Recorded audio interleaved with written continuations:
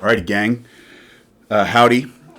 This video is going to be on Walter Lippmann and his reading The World Outside and the Pictures in Our Heads. This is the first chapter from his book Public Opinion, came out in 1922. So we're actually jumping back in time a few decades. I know I said we're kind of moving sequentially, so this is a little bit of an aberration. But Walter Lippmann, you can tell there's that kind of serious man, conservative thing going on with his writing. But you can also, I think, hopefully tell that this dude was like ahead of his time in terms of his analysis and in terms of this phenomenon of like public opinion or the public and its relationship to the wider world, and specifically like the role of media and how all that shapes public opinion. He was one of the first and most important voices to be thinking about all that and to be studying it and to be taking it seriously, and just think about how much stuff connects to that in terms of like marketing and public perception and public opinion, of course, in terms of like polling for politicians, but also for like products and marketing. And so there's a lot of important activity associated with the stuff he's talking about here. So a little quick jump backwards, but these ideas I think are totally in line with the stuff we're talking about. So this is the second of the two readings for our week on like media and perception. So we just finished with McLuhan, and there we were looking at how it is that media technologies themselves affect and shape how we receive messages and shape the messages themselves. With this reading, we're looking at how it is that our relationship in terms of like what he calls our mental images or the pictures in our heads are related or not to, you know, the action that's happening in the actual world itself, the life world, the extensional world, as we've been talking about, right? And he's going to offer some really novel insights, and this business of the pseudo-environment is sort of the big story of this this reading in terms of concepts and contributions. So I know that, you know, being an older piece, that some of these examples are going to feel a little weird and it might not make a ton of sense, and he's got some kind of lengthy examples and lots of them. So again, the reading prompt is meant to guide you through it. It's the kind of the map. And the reading is the territory, and so hopefully it can help you navigate the reading. But I, you know, every time I read this, I just think, wow, this guy is like, you know, saying some really, really sharp things. I'm a Lippmann fan, even though he's a kind of a cranky conservative guy, but he's really, really sharp and insightful. So he starts with this example, and you know, just to kind of relate it back to personal experience, I was thinking about the morning of 9/11, right? So back in grad school is when, for me, 9/11 happened. I was in grad school, and I was bartending in grad school just to try to like make some extra money, not be poor. And so I was accustomed to staying up pretty late to, you know, closing the bar, and so I would sleep in kind of late some mornings. And the morning of 9/11, I was dead asleep and blissfully unaware that everything was changing about our society. And it was, you know, this, especially after that second plane hit the tower, man, literally like the whole kind of fabric of our world kind of, you know, shuddered and convulsed, and everything after that day was dramatically different. And it was for many, many years. We just had the 20-year anniversary of that. Weirdly. In any case, I remember my sister calling me and asking me if I was okay, and I had no idea what she was talking about, right? Because I didn't have the pictures in my head of what was happening in New York, because I hadn't woken up, and I don't even know where we were looking at our phones yet for that kind of stuff. But I hadn't turned on the television, I didn't see the news, I wasn't on the internet reading the newspapers and whatever. So I was blissfully unaware for a couple of hours that anything was going on, right? And it's the same example that he starts out with these soldiers on this island during the First World War. Didn't realize that they were enemies. They were just sort of on this island until they got the news. And it's the news that kind of conveys their reality to them. It's like, oh, we're supposed to be enemies. Oh, okay, the guy I was just drinking with yesterday, I guess we need to kill each other now. It's so bizarre, right? Like, and that's the kind of the weirdness of the phenomenon that he wants to get at. Here we are as our kind of private selves, living our lives, engaging with this wider world. And the function of language and media, as we've been talking about, is to bring the kind of the world to us, right? And to mediate our relationship to this kind of wider sphere of human activity. And so language and media do that job of bringing it all to us, but they do the job not at all like in a kind of perfect one-to-one correspondence or representation of what's actually happening out there. Nothing can capture that, right? There's this movie called Synecdoche by Charlie Kaufman, this kind of wild genius of Hollywood, and it's a bit of a tough viewing. But here's the idea of an artist who's trying to create a show about New York, but the artist is so like determined to convey New York accurately that he ends up building a set that gets bigger and bigger and bigger because he's trying to account for all of the details of actual New York, and then the set becomes New York. It's like, how do you actually represent the thing that you're trying to actually represent, right, in an accurate way? You always have to cut corners, you always have to kind of reduce and shrink things and omit things, and that's the job of language and mediation, right?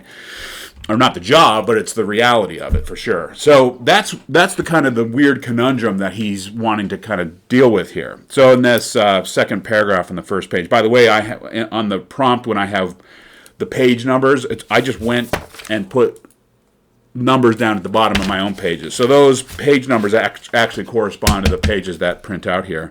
On the first page, second paragraph, this business of an interval, I think, is quite interesting. There was an interval, a kind of time gap between events as they were actually happening and the reporting of those events and the reception of the news of those events. That interval, that gap, that space in between the reality and the representation and the reception of the news of the reality is a really interesting phenomenon, right? Because it points out this fact that there is, in fact, a gap between what's going on out there and what's going on in my head in terms of the pictures of that. That interval is that slippage, right? And so we as good, serious students and trying to sort of get hip to the program of the general semantics, we would do well to acknowledge and be mindful of the fact that there's always this slippage, there's this gap between what's actually happening and the reports of that happening and my reception of those reports. He's going to later talk about this triangular relationship. And it's important, I think, to think about, to sort of embrace the sort of the discrete elements of that triad and to always be mindful of everything that's coming to us is partial. And it's like a fragment of the wider reality, right? Whether it's this newspaper or that person reporting a story, telling us their interpretation, it's always little fragmented little channels and partial takes and partial viewings of the wider picture, right? And so we never get anything total. We never get anything perfect. That's why the importance of context, the importance of corroboration and verification. It's a really hard job to get an accurate portrait of what's actually going on. And we can just get kind of proximal. We get better and better, but never perfect. But we can also get worse and worse, right? And so we want to try to get better and better. There's a lot of stuff combating us, right? So he says in that third paragraph, looking back, we can see how indirectly we know the environment in which we nevertheless live, right? So we're always operating by indirect knowledge and experience. Language, media, these are things that bring reality to us, again, in indirect, incomplete, partial, fragmented ways. So that's good for the first page. Second page here, what's good? The indirectly part, I got a dang number 2. Let's see here.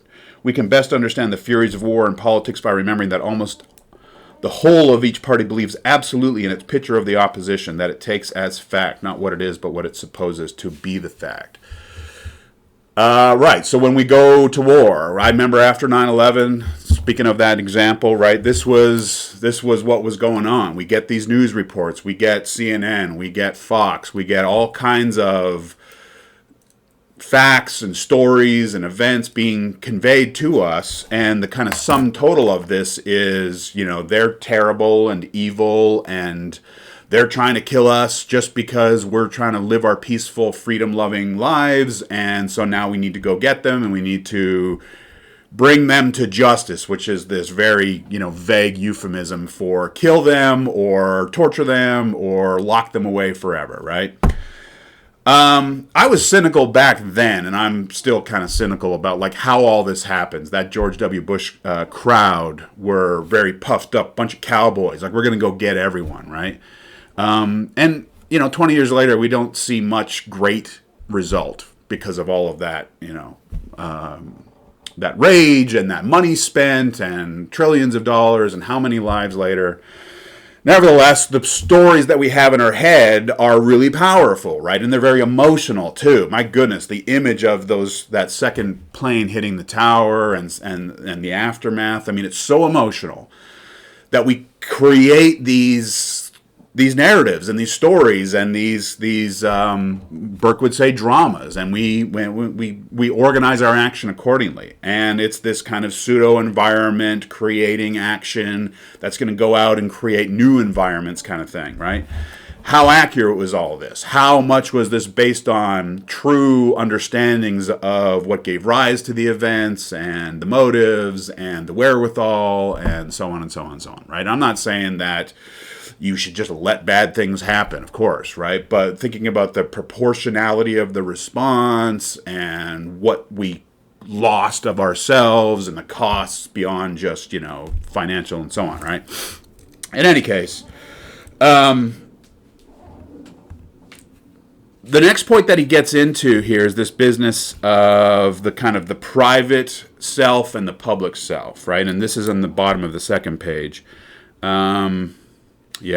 This idea of a fictitious personality. Great men are usually known to the public through the fictitious personality. Now, back in the 1920s, this is well before, the internet was even like on anyone's radar. It was basically just newspapers, and was there even radio? When was radio? I think radio was around still, right? All right. So there was a quite different understanding of the relationship between public and private. Back then, privacy was robust, and publicness was just really coming into itself in terms of these mass media technologies, right? Mass print, mass audio. Pretty soon we're going to have television, and then this idea of mass audience and mass publics starts to kick in, right? So he's spying out some dynamics in terms of these evolving relations between the private self and the public self. And he's saying the public self is a fictitious self. It's something that we construct, and it's something that as participants in public, we kind of also receive imaginatively. And so the realm of the public is a kind of a realm of projection and imagination and performance and fiction, right?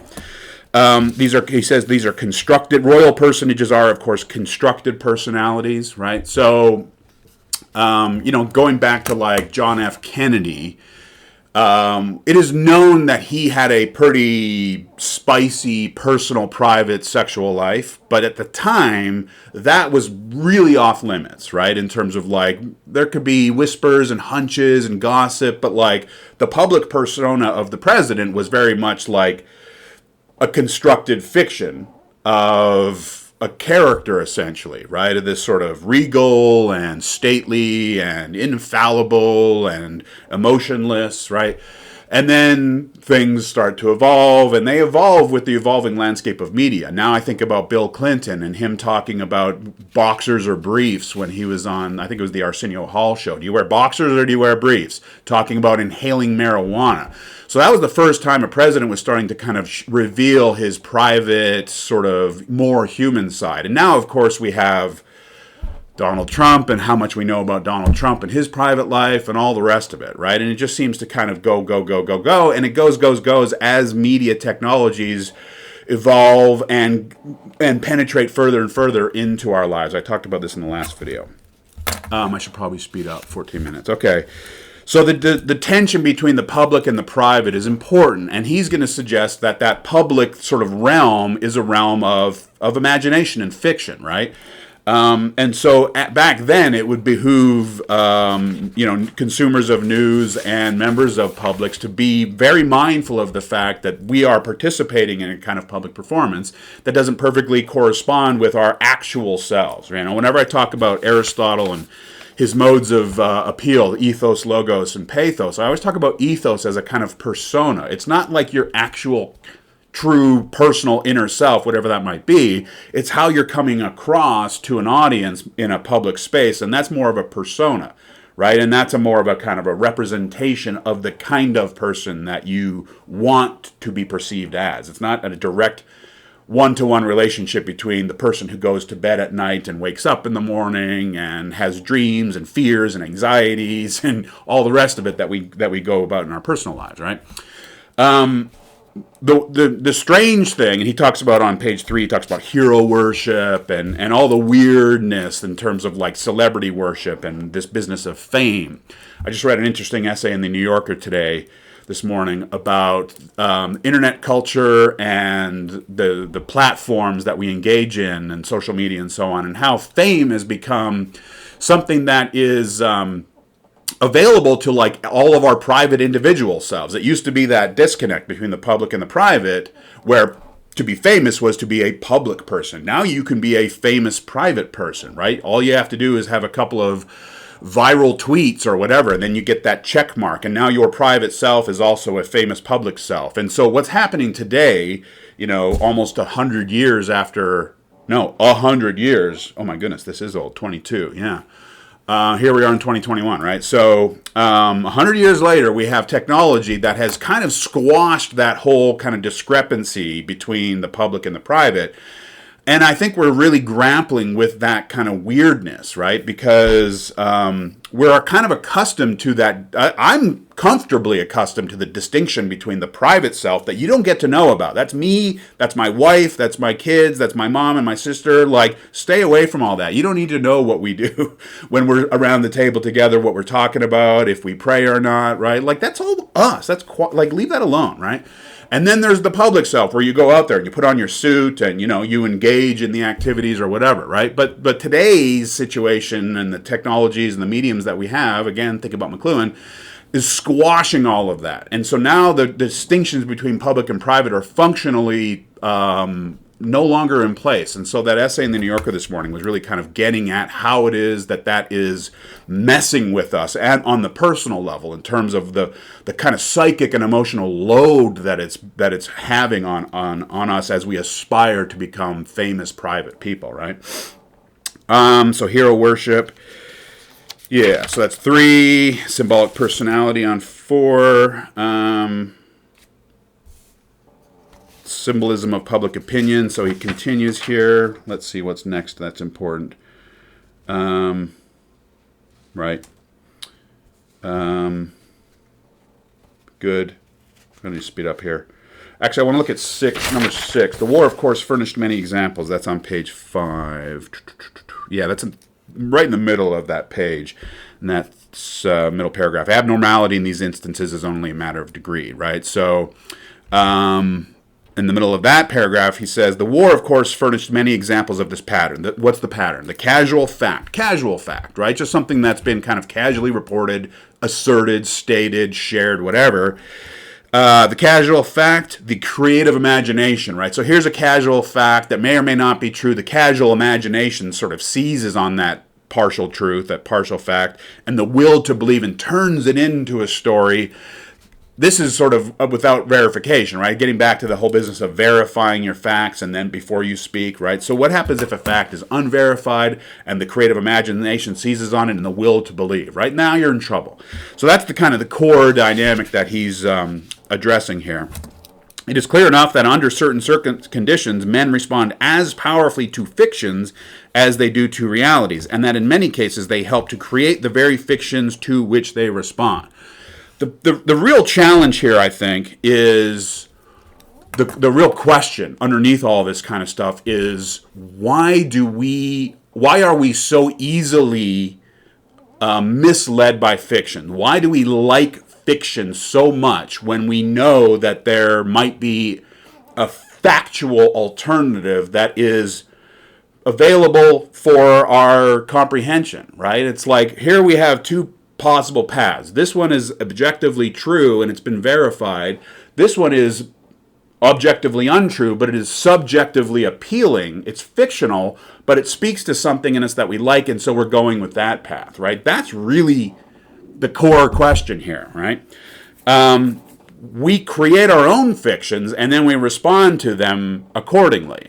I wrote at some point in here The Dark Knight. If you're familiar with the second Batman movie, the Christopher Nolan Batman movies, then you know it's the masterpiece, right? And at the very end, there's this kind of famous now line about like, he's not the hero we deserve, but he's the hero we need right now. Is that how it goes, right? This idea of like what's right and what we need, right?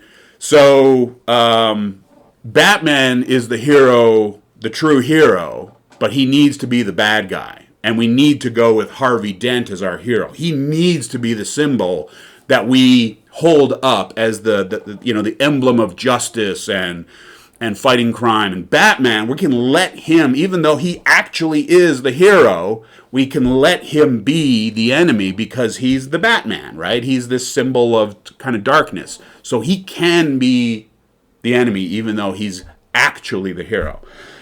We need fiction, right? The fiction that we need. That's a real conundrum here, is that we oftentimes will prefer a fiction over an objective fact. And we just have to kind of embrace that, I guess. The general semanticists kind of hate that reality, but there it is. All right, so then we finally get to the pseudo-environment, which is the big concept here. Now, going back a week or two or a couple weeks, we talked about environments, we talked about the extensional environment, we talked about the verbal environment as these kind of two things, right? There's the extensional kind of physical life world, and then there's the verbal or representational realm, which mediates the real reality to us, right? But he wants to kind of sharpen that idea of the verbal reality by coming up with the idea of a pseudo-environment, right? So the world as mediated to us essentially becomes its own environment, to the extent that we will respond to that false pseudo-environment in ways that now create a new reality, right? And that's this wild situation of we're responding to false or maybe not 100% perfect kind of reporting, stories, factual, fact-based or quote fact-based cases and so on. We're responding to them as though they're real, even though they're not. And in our response, we are now creating a false reality, right? See a lot of this kind of stuff happening with the coronavirus and anti-vaccine nonsense. And the voting nonsense. Like, there is a lot of just refusal to accept obvious, plain, scientifically verified fact because there's an other concern about how much we hate the people who are telling us to do these things, right? It's all getting mixed up, and it's creating new realities based on false reports and pseudo-environments. And so we're in such a mess right now. The fiction is badly needed. Yeah, that's an important line there. Where is that? That's on 7. That's a couple pages ahead. So on page 6, so the pseudo-environment kicks in on page 5. What does he say here? Because it is behavior, the consequences, if they are acts, operate not in the pseudo-environment where the behavior is stimulated, but in the real environment. Yeah, so pseudo-environments create kind of false reports. Our actions, as though they are real, create new environments, right? Now, in the very last paragraph, he's basically saying it's not a matter of black and white. It's not like there's true and there's false. He's talking about degrees. He says there's a range of fiction, right? And so I think, get this, there's a range of things that can be more or less true. This is very Aristotelian, the more and the less, right? So we need to be good at sort of getting the degrees of truthfulness, right? Because things can be more or less worrisome in terms of their accuracy. So that's important. Now, on the next page, on page 6, the 4th section, we get this business of the triangular relationship. He says, the analyst of public opinion, that idea of the public opinion, must begin by recognizing a triangular relationship between the scene of action, the human picture of that scene, and the human response to that picture. So the scene of action is just things that are taking place. You know, planes are hitting towers. That's happening. Raw, live, you know. And then the human picture of that scene is how we are responding to it, how we're reporting it, how we're feeling it, and then talking about it. Going to the bar and sharing stories, watching the news, reading the newspaper, right? Getting on our phone and seeing how people are talking about it and writing about it. That's the second, the human picture of that scene. That's the mediation process. And then, of course, we respond to those reports, to those mediations. And then things change. They can change all the time. So that's important. Yeah, the fiction badly needed is on page 7, right dead center there at the end of that second long paragraph. This extraordinary assumption isn't a debate over a resolution, reveals how difficult it is even for trained lawyers to suspend response. The response is instantaneous. The fiction is taken for truth because the fiction is badly needed. I wrote Dark Knight. We need this fiction. It serves a purpose. So this idea of a useful fiction is really tricky for the general semantics approach, because fictions are not supposed to be useful. They're supposed to be obstacles in the getting in the way of useful action and behavior, right? So we have to kind of reckon with that. Fictions can be needed. They can be useful. They can be wanted, and we can prefer them over the reality. Now, what are we supposed to do about that, right? Okay. I got to wrap up here. Let's see what else is crucial. Triangular relationship. Yep. Yeah, I'll just jump to the end, I guess.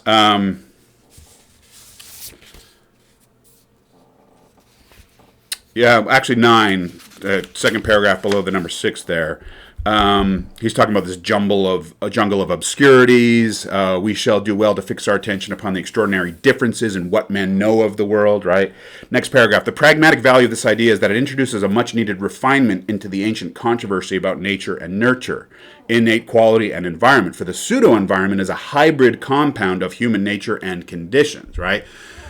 So there's something about what it means to be human and responding to actual raw events as they're playing out that we have to interpret and sort things, right?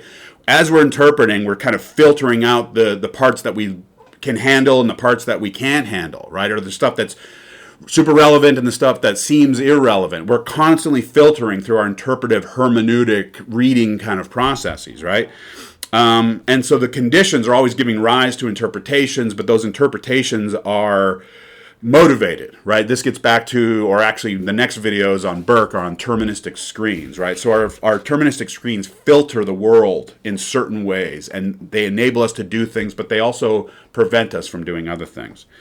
So that's important. Talked about maps in the next paragraph. We're very familiar with that by now. So finally, 14, number 14, I added a number 14. The very last comment, kind of main comment he makes on page 11, and this is very Lippmann.